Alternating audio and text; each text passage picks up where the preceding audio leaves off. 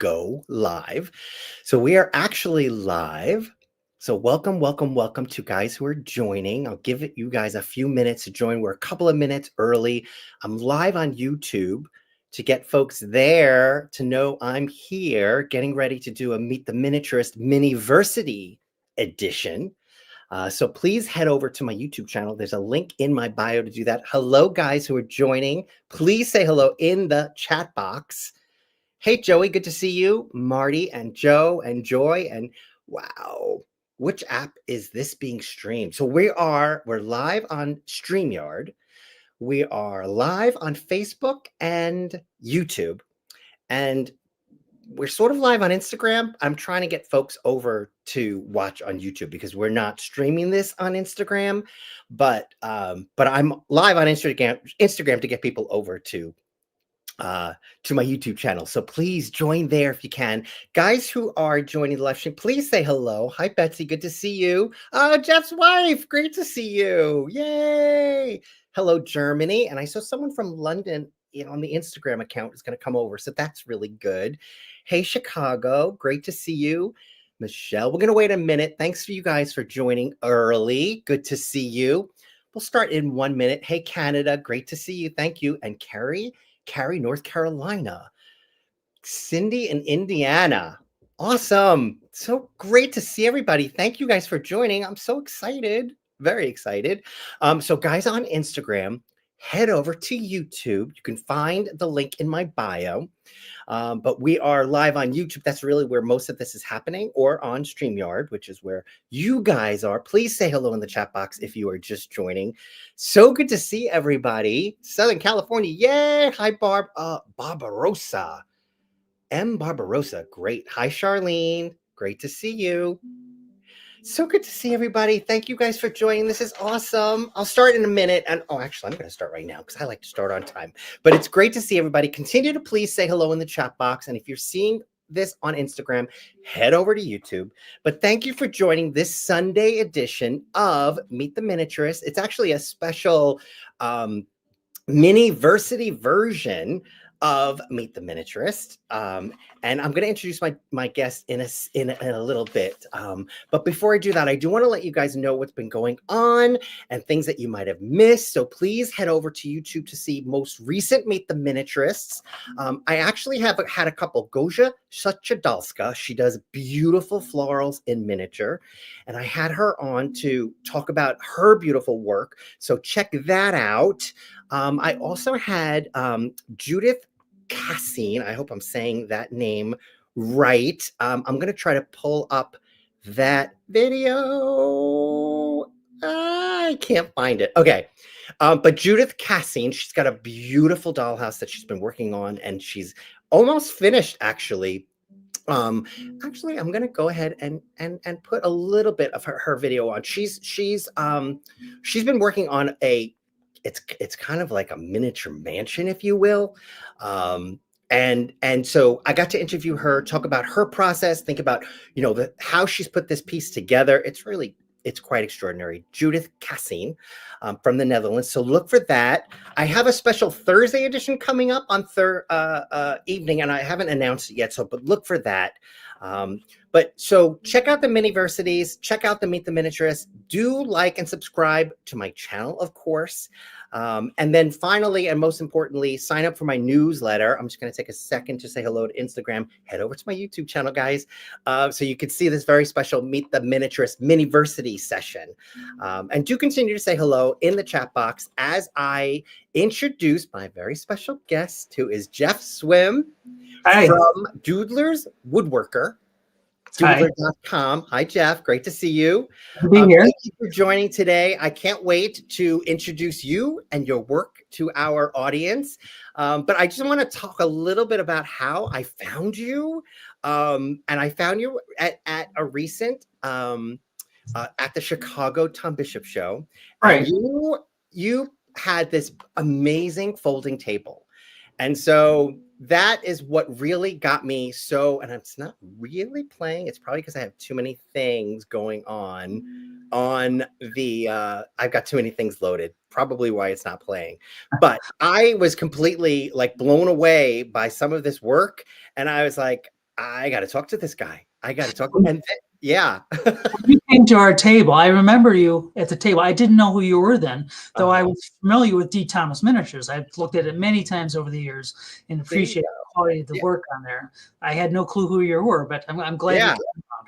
Well, I'm glad I found you. And then I went to your Instagram account and I saw how generous you were with some of the things and the processes that you sort of talk about and share. And I said, I got to get you on for this MiniVersity so others can be inspired by the work you do. So I want to thank you for being here today. Thank you guys at home for joining. We're gonna do a deep dive into how you got started, but then you're gonna take us through the process, specifically about this amazing folding table that you have crafted. And we're going to go through some of those steps, which I think is going to be great for people to see. Okay. And then finally, we're going to get a really special walkthrough of your workshop, which is whoosh, just blows me away. Not only because it's so clean, but because you have everything. You have everything. It's like it's a maker's dream. I forgot sure. what tools I have. Yeah. So why don't you tell us a little bit about how this all began for you, and just a little bit about your background and what are the skills that sort of got you here? So talk a little bit about that. Okay. Well, I've always been a maker. I mean, when I was a kid, probably as young as 8 or 10 years old, I started making model cars, balsa airplanes, Radio Shack electronic kits, and I practiced with every possible craft I could find.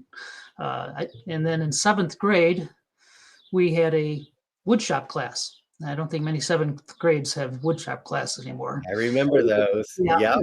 And I discovered I had a real talent for engineering and drafting, and I just fell in love with woodworking. I mean, we worked on lathes in that class, 7th graders. It was a lot of fun.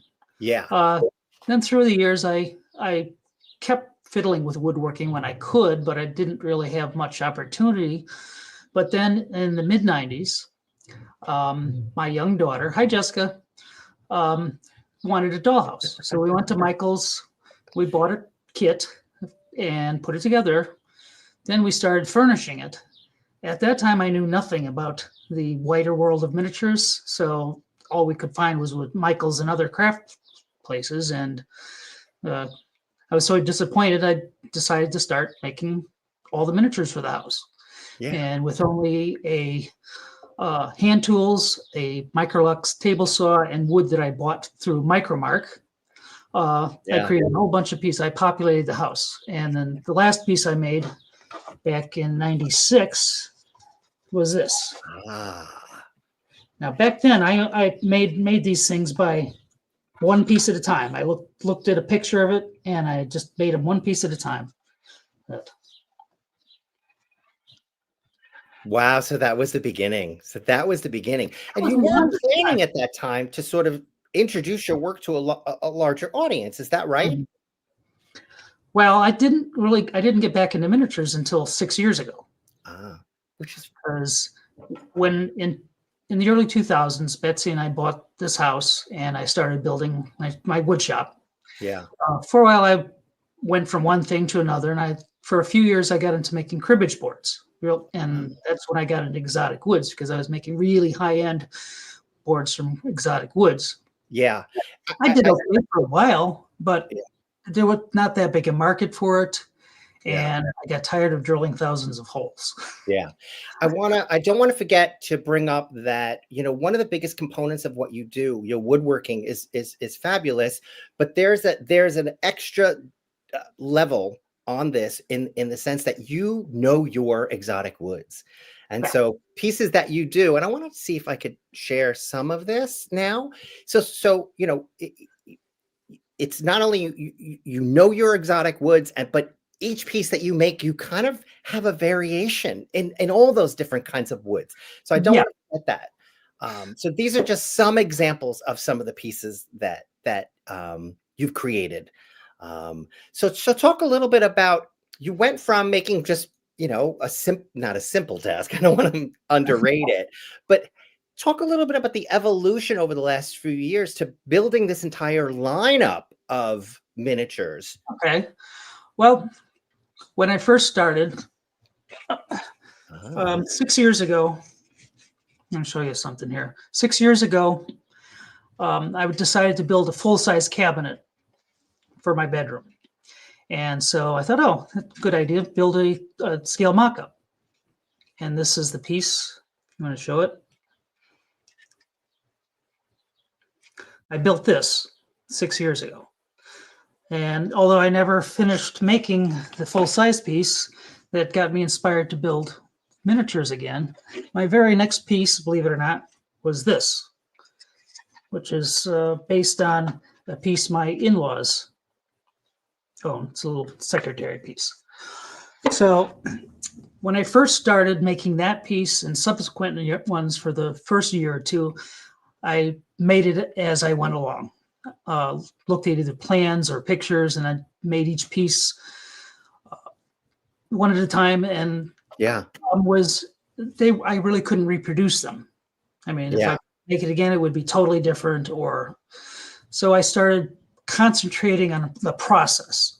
I was learning to use CAD program, computer assisted design at the time, and I got quite good at that. And now when I make a piece, I have a complete process so I can reproduce it. And the variety of exotic woods comes from that too. Because when I started making it so I could reproduce the pieces I make, I started thinking, oh, I want to make this in this wood or that wood. Yeah. You know, a lot of this wood behind me is stuff I use. There's so many different layers here of skills. It just blows my mind. And we're going to get into that. So talk a little bit about, so you have this expandable table that has hit your Instagram account. And by the way, if you're not following Jeff, I'm gonna pop in his contact, his social media channels in the comments. So please go ahead and copy those so you could see the evolution of this expandable table.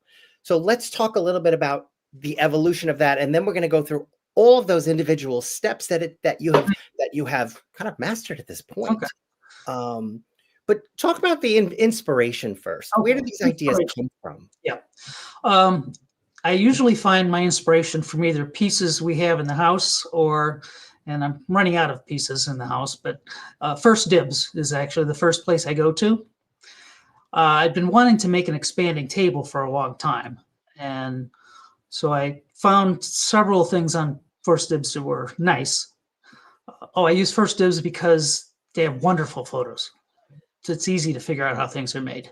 Interesting. Yeah. So once I find a piece, this particular one is kind of a composite of several other pieces I found.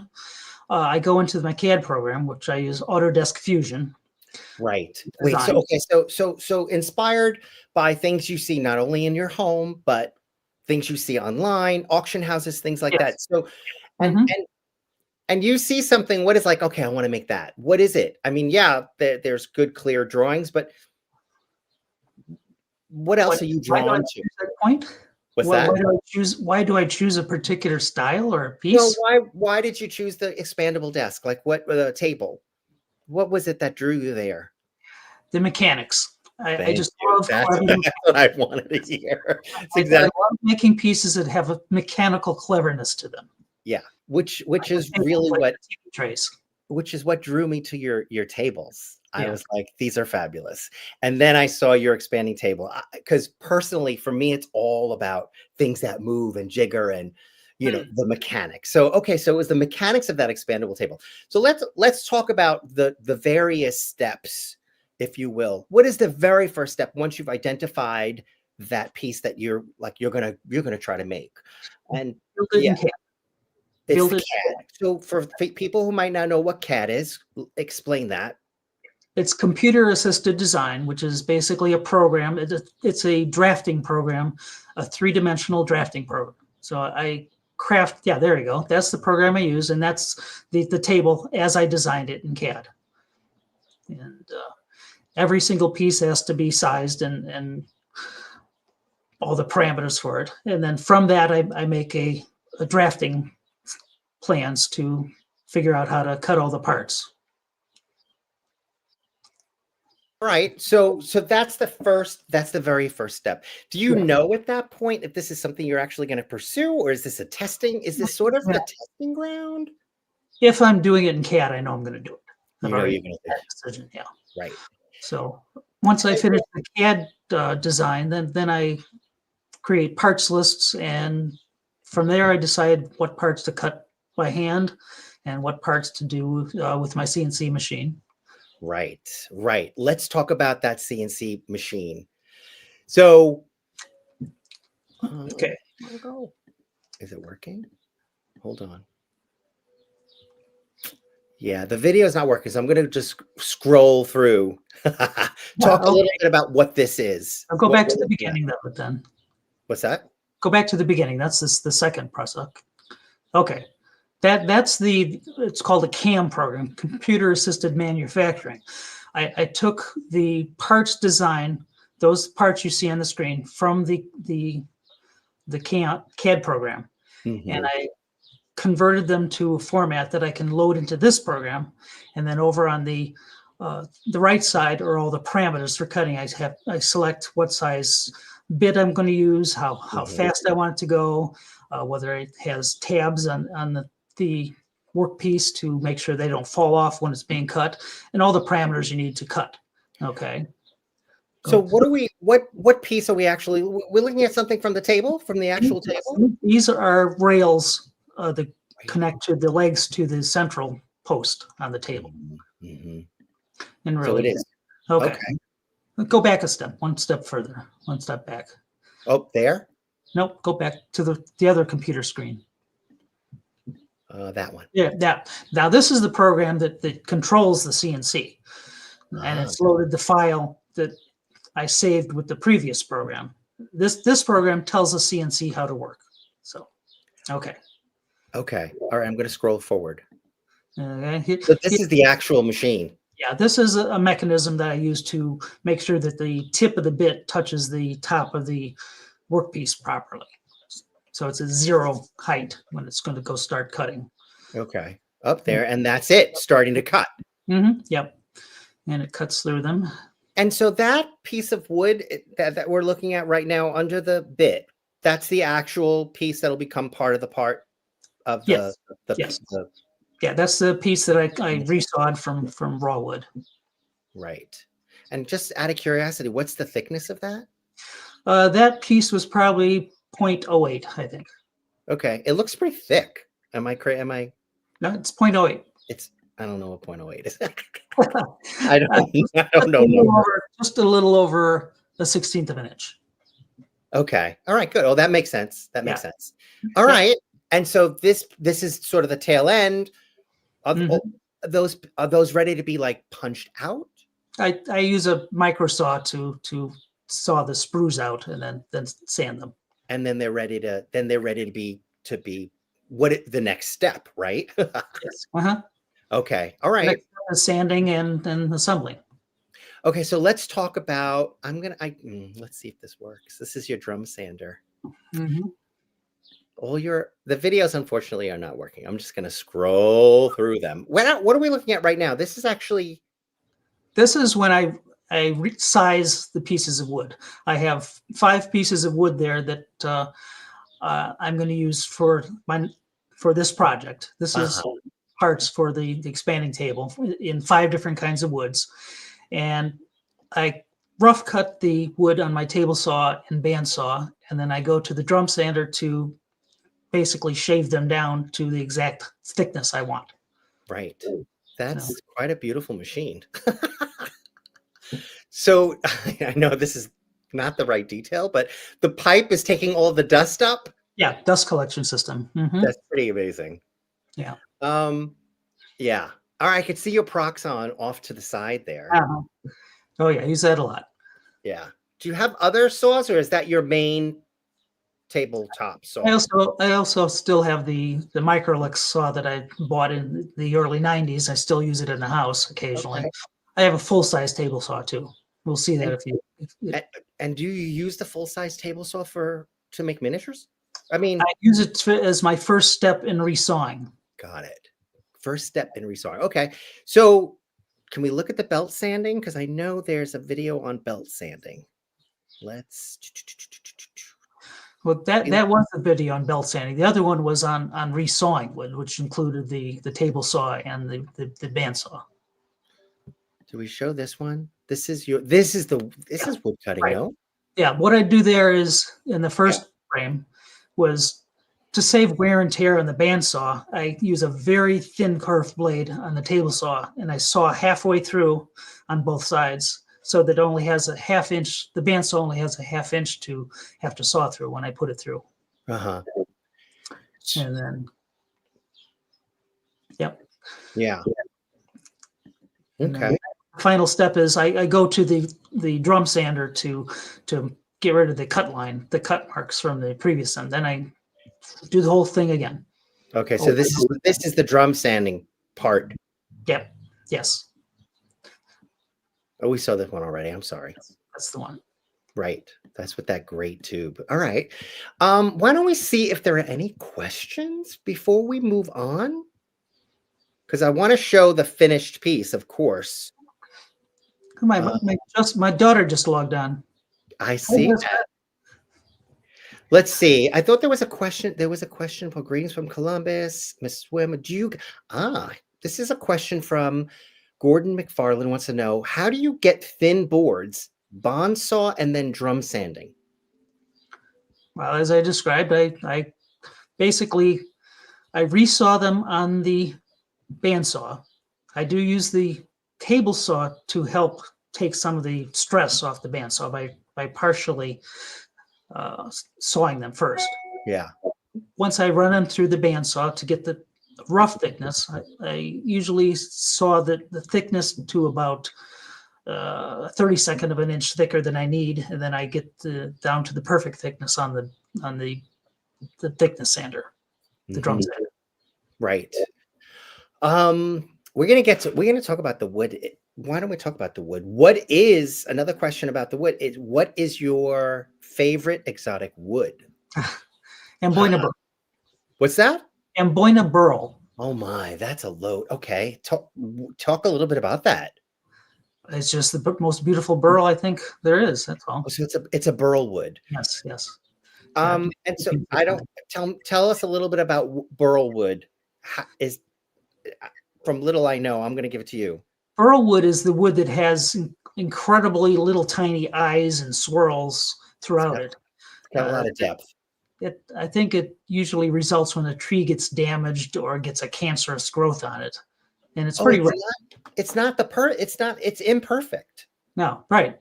If you ever see a tree with a huge bulge on one side, that's usually a burl. Oh wow! So it's the imperfection that makes it so beautiful. Exactly. Mm-hmm. Oh wow. Well, that's great. Okay. Outside of that, probably most of the rosewoods are my favorites. Rosewood. Ebony, of course. Just love working with ebony. And where do you get the woods? Dana would like to know. Okay, most of my woods are bought from a company in Oregon called Cook Woods. Oh, They're wow. cookwoods.com if you want to look it up. I'm going to pop that in. From them. And so how do you buy it? In small pieces? I mean, yeah, they have sales all the time, and yeah. Oh, generally, I most of the time I purchase pieces that are 2 by 2 by 12 or 3 by 3 by 12. That's what I usually look for. 12 inches. Right, 12 inches. That's the standard size I use in my cutting plans. Right. Wow. Have you ever made anything from olive wood? Somebody wants to know. Yes. Mm-hmm. Yes, I have. Wow. Yeah, wood too. Beautiful. Joey would love to see a set of tiny router bits. If you have them, and how you make them. How do you make your trim at like crown mold? Do you do crown molding? I do all my old molding. Yes. Oh, I do. Yeah, I do the molding on the CNC machine. Hold on, I'm gonna. That's a 1/32 of an inch bit. Wow. That does most of the cutting of the shapes. And then I use, for carving stuff, I use this 1/2 millimeter. Can't see it.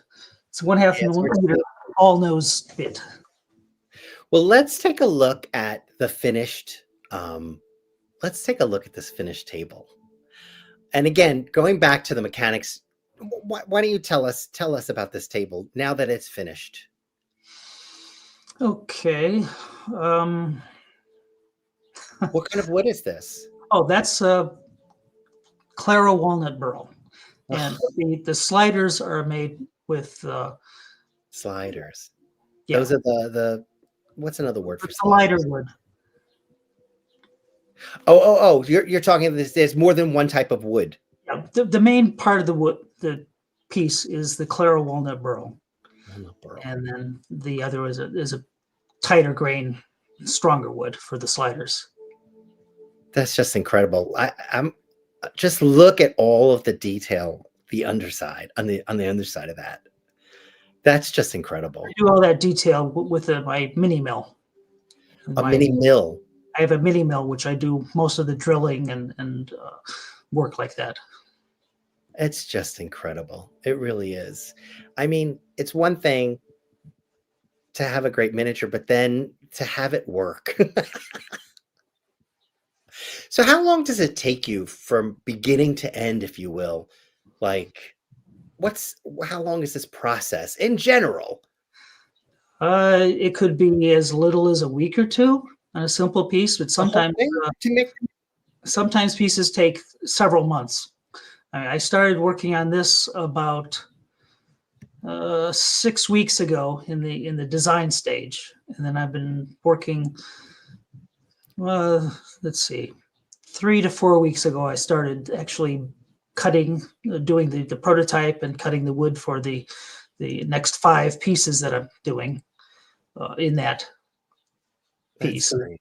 You Um, actually, yeah. I'm in the middle of sanding hundreds of pieces of wood right now because I'm especially making an effort with this one to do everything at once. Because what I would do in the past was cut all the parts.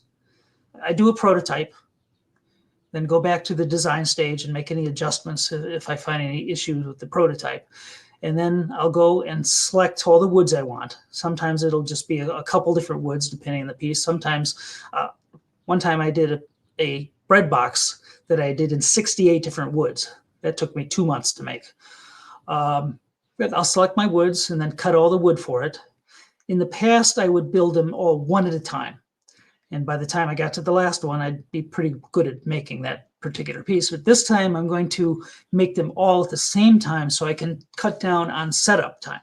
Right. Because every little process in the build takes time to set up the mill, set up jigs that I make for building, and so on. This time I'm going to make it like a manufacturing. Yeah, yeah. I mean, Manuf- you could tell you have this down because when you go to when you visit your table, you have it all laid out beautifully, all the different woods you get to choose from. It's very detailed, it's very organized, which we're going to get to your a walkthrough of your shop in a bit because that's super organized. But I want to take a few more questions because there's a lot of questions, which is okay. fantastic. Um, where do you buy your saw blades? Saw blades. I can't remember the name of the company. The company online. I'll Okay. I'll, I'll go in and put that link in where I get them from. Okay. Bandsaw blades? Table saw blades, I think Oh, Michael wants. Amazon. Do you make your own hardware and hinges?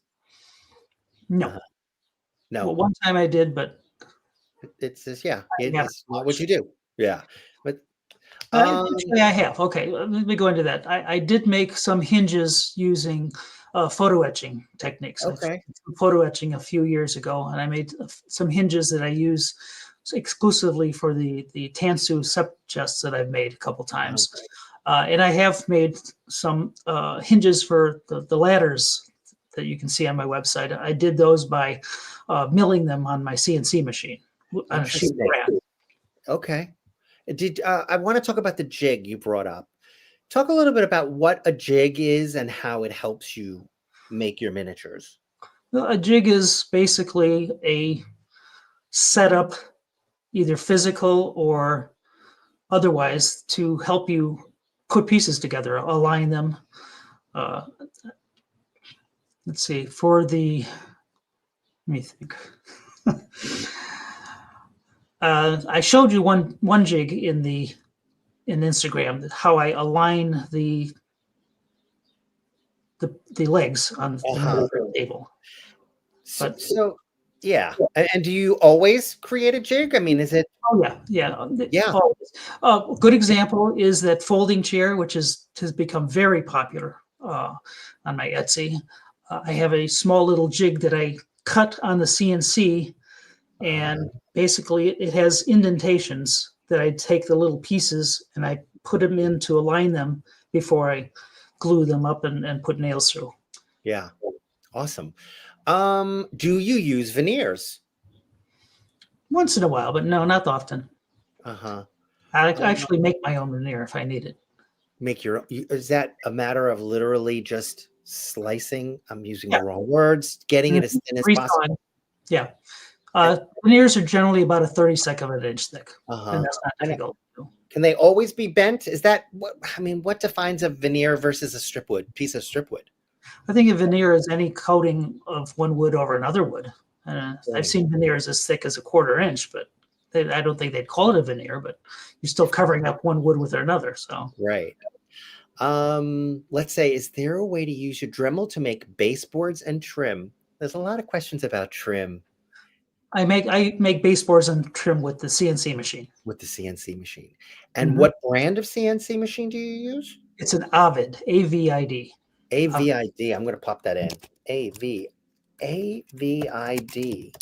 And Avid, that's a CNC, right? right. Awesome. I want to go back to the etching, the photo etching. Is that something you enjoy doing? Is that something you will do more of? Is that something you know? No. I'll do it more of if I can ever find a proper printer, A proper because say that again? one of the most important things is to have a high quality uh, negative, because you Uh-huh. in photo etching you take and you put a coating on the piece of metal, the piece of brass or copper or whatever. Then you take a negative that you create by printing onto a transparency on an inkjet printer. Then you have to expose that to UV light, and then there's more processing with chemicals, and then before you photo etch. But the biggest problem is getting that negative right. You have to have absolutely black transparency, and that's been the biggest impetus to me Challenge. doing that more. Right, I'll right. get into it more one day, but it hasn't been important yet. But it sounds like there's, you just have you have the bandwidth for all of these different steps when most people can barely do one of them. So kudos. Thanks. So what's next? I know you're working on the expandable table. It's finished. You're in the process of making multiple pieces now at this point in different Yes, types of the wood. prototype is done, and I'm making 5 more of them in various woods, and you can see that on that's the Instagram account. So this goes back to, folks who follow you. You're very generous sharing your work, how you do your work, tips and tricks. So I would recommend folks go and check out Jeff's Instagram account to follow along. And so what's sort of next for you? Like, is there a bucket list item in your head, or I yeah? have probably a dozen different projects in mind. My very next project is a French easel that I designed about a year ago, and Interesting. I'm just starting the process. I'm going to make 30 of them in 3 different woods, 10 in 3 different woods. Just describe that. So French artist easel. French artist easel, yeah. Wow. I just posted a couple pictures of that on at Instagram just the last couple Oh, you days. did. Okay, so we can get a Anybody's wondering about that, look at it on the Instagram account. Are there any movable parts to that? Yes, Of course. beautiful purple paint. You'll see, you'll love it. Oh, that's gonna be awesome. So okay, so the French easel is next for you. That's awesome. What is your favorite part of this process? What part? I mean, they're all fantastic things to want to do. Is there one sort of standout favorite? Favorite, I think putting them together. Putting I- it together.